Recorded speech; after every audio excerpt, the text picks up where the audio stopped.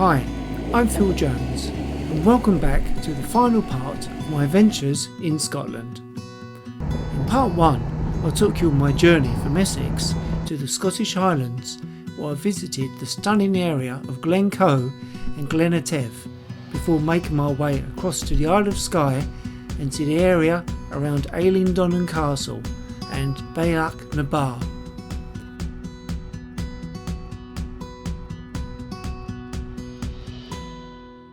As you've seen in part 2, not everything went according to plan when I went back to visit the pass of the cattle, and I ended up falling face first into a Scottish bog whilst wearing my motorcycle gear and holding my rather expensive Canon 5D Mark IV camera.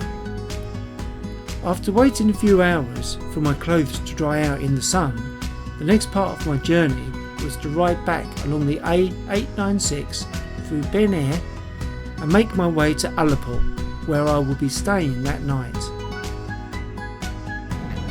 Because of my incident in the bog, I didn't have time to ride to Applecross as I had planned, but I did however want to ride up the cattle pass one more time, as that was one location which was high on my list of must-see places to visit. If you've seen part 1, you would know that I rode up the pass the day before and spent time taking photographs while admiring this incredible view. As I made my way back up the pass again, what I didn't realise then was how close I would be to having a motorcycle accident.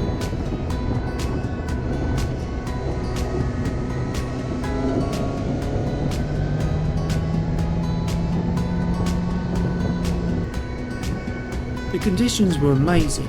I had already put the morning's events behind me as I rode confidently.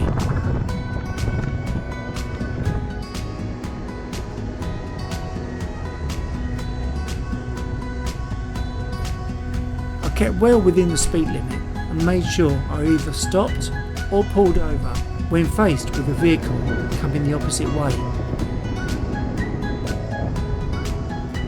I was about halfway up the pass when I saw a car coming down the hill towards me. I made a quick decision to keep moving at around 20 miles an hour, but pulled over to the edge of the road, giving them plenty of room to pass. Then, just as it was too late for me to do anything about it, I had noticed a tarmac broken away at the edge of the road, and I was about to go down a long rut. I had nowhere to go but down it and ride it out. It all happened so quickly, as these things do. The bike flew out of the rut and I fought it like a wild horse just for a couple of seconds. My off-road motocross skills came in handy. I also believe my guardian angels were certainly with me that day too, as I'd never been so close to having a bike accident. The poor car driver coming the other way looked horrified as she witnessed me being just inches from riding down the verge and possibly into the rocks below. If nothing else, I hope that you learn from my mistakes and make sure that you really take your time when riding these types of roads.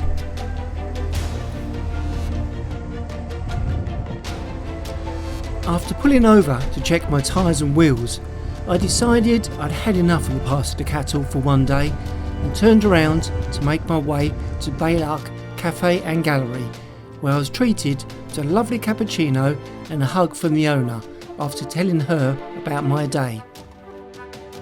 I must admit, I wasn't looking forward to riding the next stage of my journey on the A896 through Beinn Eighe, but had to get back on my bike, as they say.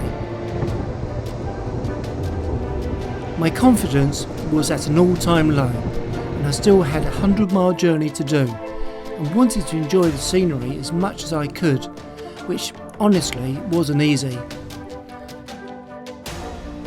I would really love to see this part of Scotland again, as I didn't relax or enjoy it as much as I know I could have. As you can see for yourself, the views and scenery are absolutely stunning, as you expect from this part of Scotland.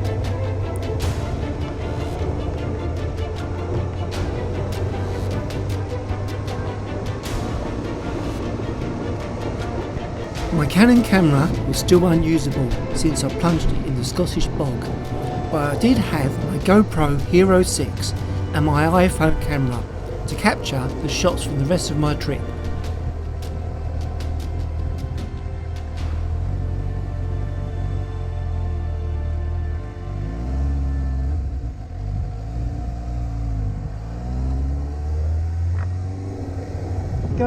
After stopping at Kinlochewe Service Station and visiting the best loos in the UK and buying myself a North Coast 500 t-shirt, I made my way to Ullapool.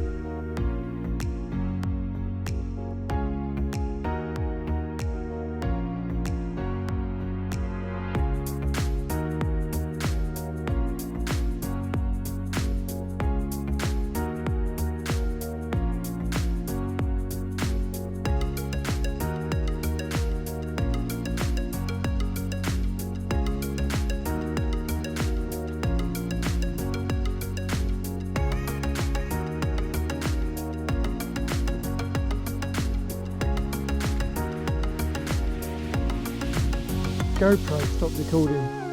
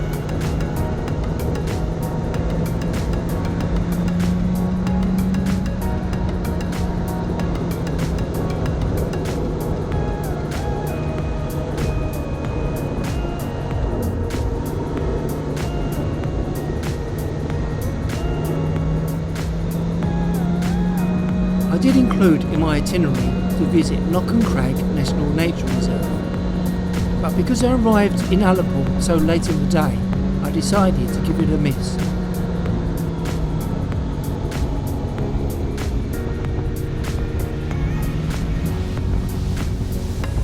My Airbnb host, Rosie, was incredible.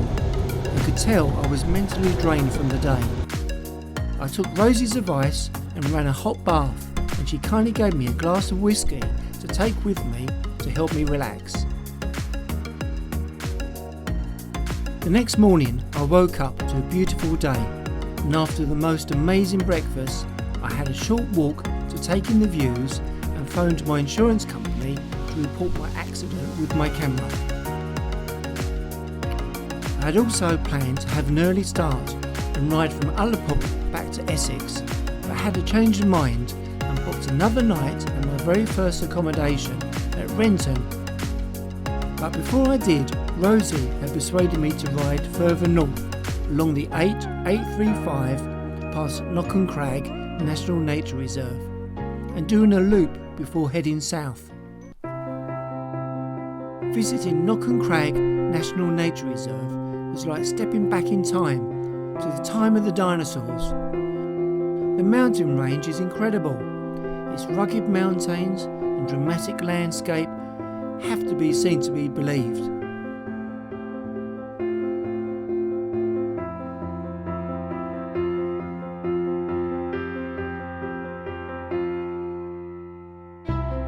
I didn't have time to go exploring, but I did want to stop for a moment to take in the views.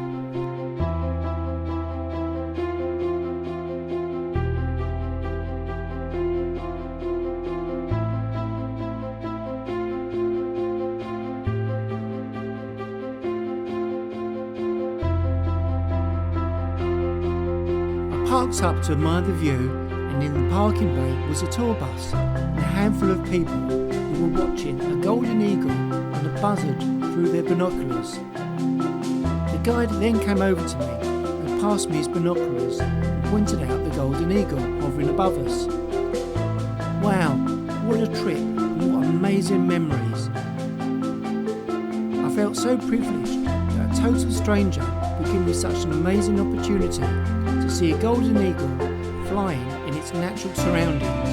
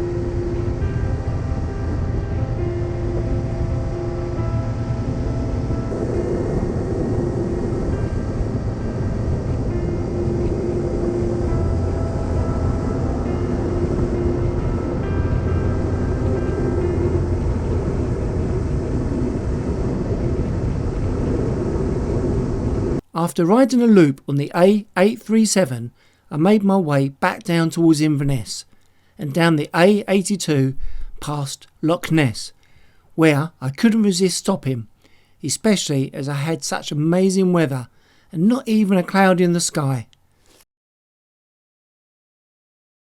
The final stretch that day was back to Glencoe for one last look.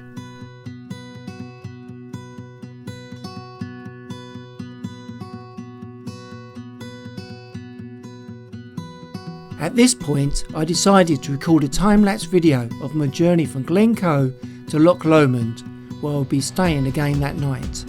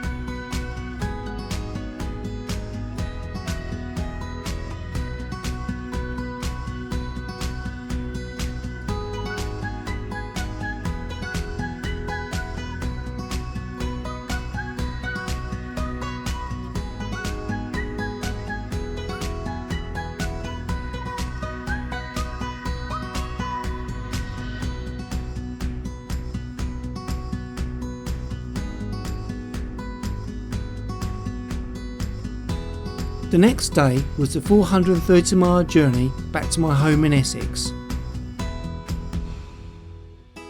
After saying a quick hello to my family when I arrived and removing my Oxford bag, I rode down the road to give my bike a thorough clean at the jet wash. In total, I covered 1,690 miles in 8 days, and I don't honestly think I would change anything.